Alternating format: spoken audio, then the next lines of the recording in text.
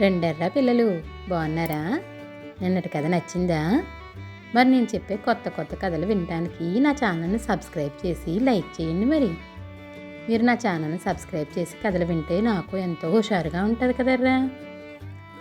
సరే ఈరోజు మన కథలోకి వెళ్ళిపోదామా? ఈరోజు మన కథ నిజాయితీ పరులు. గోపవరం అనే గ్రామంలో నీలకంఠం 2 ఎకరాల మెట్ట పొలం గల చిన్న రైతు. ఆయనకు ఒకే ఒక సంతానం అవంతి. చిన్నప్పుడే తల్లిని పోగొట్టుకున్న ఆమెను నీలకంఠం ఏ లోటు కనపడకుండా పెంచాడు. ఆమెకిప్పుడు పెళ్ళీడు వచ్చింది. 10-15 వేలైనా కట్నంగా ముట్ట చెప్తే తప్ప వరులు దొరికేలా లేరు. నీలకంఠం ఎక్కడైనా అప్పు దొరుకుతుందేమో అని పొరుగురులో ఉన్న బంధువుల ఇంటికి వెళ్ళాడు. అవంతి పక్క గ్రామంలో ఉన్న స్నేహితురాలి ఇంటికి వెళ్ళింది. ఆ రోజు చీకటి పడే వేళ ఆమె బాడుగ బండిలో తిరిగి వచ్చి ఇంటి ముందు దిగింది.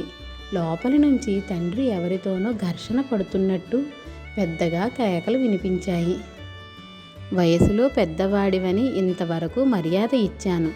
బుద్ధి మార్చుకొని ఉదయాన్నే నా డబ్బు ఇవ్వకపోయావో గ్రామాధికారికి ఫిర్యాదు చేస్తాను అంటూ ఒక 25 ఏళ్ల యువకుడు గబగబా వీధిలోకి వెళ్ళిపోయాడు.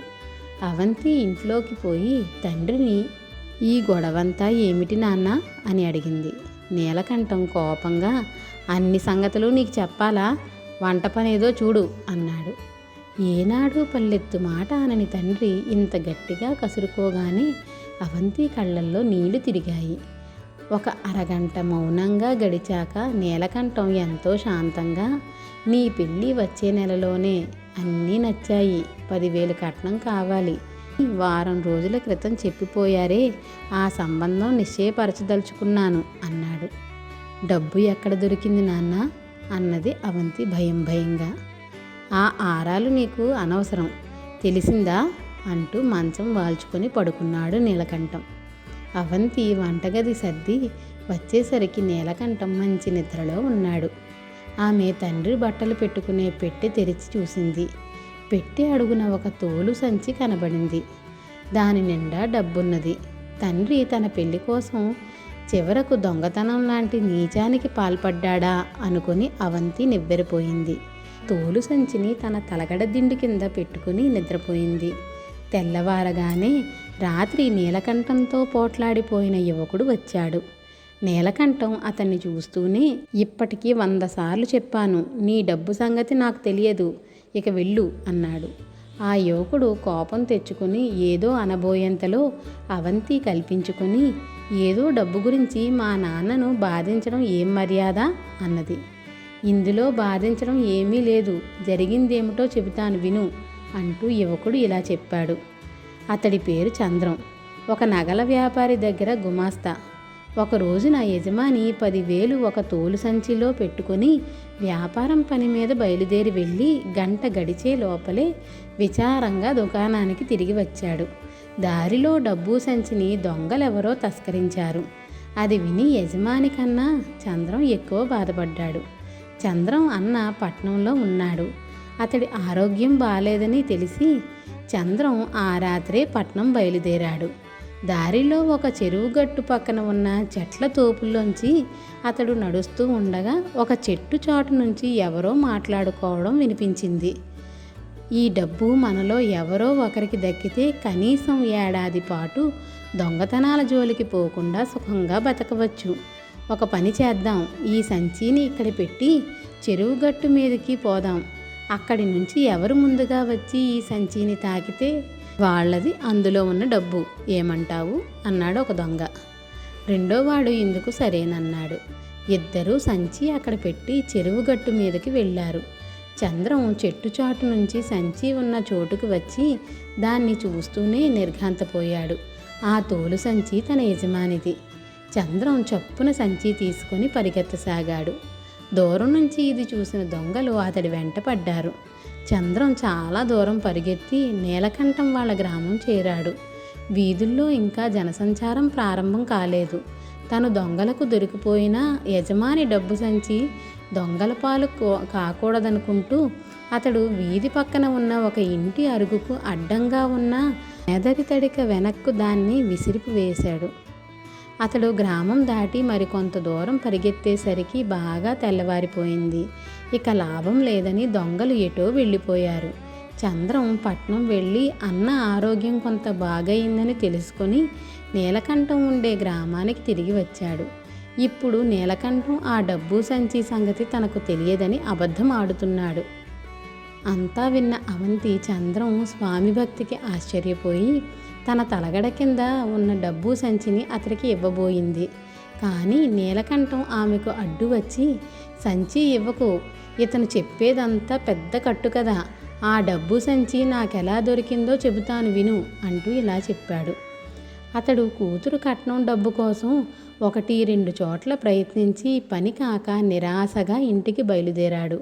ఆ క్షణంలో అతడికి జీవితం మీద రోత పుట్టింది. ఒక్కగానొక్క కూతురుకు పెళ్లి చేసే శక్తి లేని తాను బతికుండి ప్రయోజనం ఏమనుకుంటూ దారి పక్కనే ఉన్న ఒక పాడుబడ్డ బావికేసి తడబడుతున్న అడుగులతో నడవసాగాడు. నీలకంఠానికి కొంచెం వెనగ్గా వస్తున్న ఒక నడి వయస్సువాడు అతడి తడబాటు గమనించి చప్పున వచ్చి భుజం పట్టుకొని, ఆగు, నువ్వేదో అఘాయిత్యానికి తలపడినట్టున్నది, కారణం ఏమిటి అన్నాడు. నీలకంఠం కళ్ళ నీళ్లు పెట్టుకొని, ఒక్కగానొక్క కూతురుకు పెళ్లి చేయలేని నేను బతికుండి ప్రయోజనం ఏమిటి అన్నాడు. ఆ జవాబుకు అతడు నవ్వి, నాకు 10 మంది ఆడపిల్లలకు పెళ్ళిళ్ళు చేయగల స్తోమత ఉన్నది, కానీ పిల్లలు లేరు. ఈ డబ్బు నాది కాదు, అయినా తీసుకో. నీ చిరునామా ఇచ్చావంటే నెలకింత అని వసూలు చేసుకుంటాను అంటూ ఒక తోలు సంచిని నీలకంఠానికి ఇచ్చాడు. ఆయన పేరు రాజయ్య. ఆయన నాకు సంచి ఇవ్వడం చాటున ఉండి చూసి ఈ చంద్రం కాజేయాలని ప్రయత్నం చేస్తున్నాడు. అవంతి, ఇతడి మాటలు నమ్మకు, సాక్ష్యం చెప్పటానికి ఆ రాజయ్య ఎక్కడ ఉంటాడో తెలియదు అన్నాడు నీలకంఠం చిరాగ్గా. అంతలో రాజయ్య వీధిలోంచి గడప దగ్గరకు వచ్చి, అంత చీకట్లో కూడా ఈ ఇంటిని బాగా గుర్తుపెట్టుకున్నానన్నమాట అన్నాడు నవ్వుతూ. నీలకంఠం కూతురుకు రాజయ్యను పరిచయం చేశాడు. ఆమె జరిగిందంతా ఆయనకు చెప్పి, ఈ చిక్కుముడిని మీరే ఊడదీయాలి అన్నది. అదెంత పని అని రాజయ్య ఎలా జరిగింది చెప్పాడు. ఆయన పట్నంలో బంధువుల ఇంట పెళ్ళికని సూర్యోదయానికి కొంచెం ముందుగా బయలుదేరాడు. నీలకంఠం వాళ్ళ గ్రామం చేరి అతడి ఇంటి వీధిలోకి వచ్చేసరికి వర్షం ప్రారంభమైంది. తలదాచుకుందుకు ఇంటి అరుగు మీదికి చేరిన రాజయ్యకు తడిక పక్కన ఒక సంచి కనిపించింది. తీసి చూడగా లోపల చాలా డబ్బు. ఇంటికి తాళం వేసి ఉన్నది. ఇంటి వాళ్ళు ఎక్కడికో వెళ్ళే తొందరలో సంచి అక్కడ జారవిడిచి ఉంటారని తిరుగు ప్రయాణంలో వాళ్లకు అప్పగించవచ్చునని అనుకుని వాన వెలువగానే ఆయన ప్రయాణమైపోయాడు. దారిలో ఒక చోట ఆ డబ్బును పాడుబడిన బావికేసిపోతున్న నీలకంఠానికి ఇవ్వడం జరిగింది. అప్పట్లో రాజయ్యకు తనకు డబ్బు సంచి దొరికిన ఇల్లు నీలకంఠానిదని తెలియదు. తిరిగి ఆయన ఇంటికి పోయి తనకు సంచి దొరికిన ఇంటి వాళ్లకు జరిగిన సంగతి చెప్పి డబ్బు ఇద్దామని డబ్బు తీసుకొని బయలుదేరి వచ్చాను. ఇంత చెప్పి రాజయ్య నీలకంఠంతో, నేను మీకిచ్చిన డబ్బు సంచి చంద్రం యజమానిదే అయి ఉంటుంది, దాన్ని చంద్రానికి ఇచ్చేయండి, మీకు కాబోయే అల్లుడికి ఇవ్వవలసిన కట్నం 10,000 నేనిస్తాను అని చంద్రం కేసి పరీక్షగా చూస్తూ, ఆ కాబోయే అల్లుడు ఈ కుర్రవాడిపాటి ఉంటాడా అని అడిగాడు. ఏదో పెళ్లి చూపులకంటూ వచ్చిపోయిన అతన్ని గురించి లోతుగా తెలుసుకునే అవకాశం నాకెక్కడుంది? తల్లిదండ్రులు 10,000 కట్నం కావాలంటే గంగిరెద్దులా తలూపాడు అంతే అన్నాడు నీలకంఠం అక్కసుగా. రాజయ్య ఈసారి చంద్రం భుజం తట్టి, నీ యజమాని పోయిందని చేతులు దులిపివేసుకున్న డబ్బును తిరిగి ఆయన పరం చేసేందుకు నువ్వు పడ్డ శ్రమ, నీ నిజాయితీ నాకు బాగా నచ్చాయి.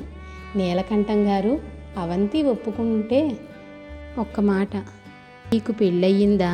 కాకపోతే ఏ పాటి కట్నం కావాలి అన్నాడు. చంద్రం నీలకంఠం కేసి అవంతి కేసి చూశాడు. నీలకంఠం అతడి కేసి ఆప్యాయంగా చూస్తున్నాడు. అవంతి సిగ్గుతో తల వంచుకొని నేల చూపులు చూస్తున్నది. తన పెళ్ళి తప్పిపోయినా సరే అని డబ్బు సంచి తనకివ్వబోయిన అవంతి మంచితనం నాకు చాలా నచ్చింది. కట్నం కారణంగా ఇంత గొడవ జరిగాక ఇంక నేను కట్నం అడగడమేమిటి అన్నాడు చంద్రం.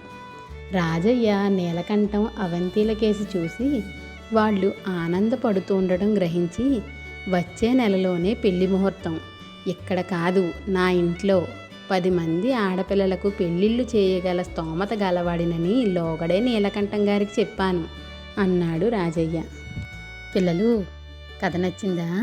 అయితే లైక్ చేసి షేర్ చేయండి, మరి అలాగే సబ్స్క్రైబ్ కూడా చేయండిరా. పిల్లలు, నా కథలు ఎలా ఉన్నాయో మీరు కామెంట్ల రూపంలో కూడా పెట్టండి. అలాగే మీరు ఎలాంటి కథలు వినాలనుకుంటున్నారో కూడా నాకు కామెంట్లలో పెట్టండి, సరేనా?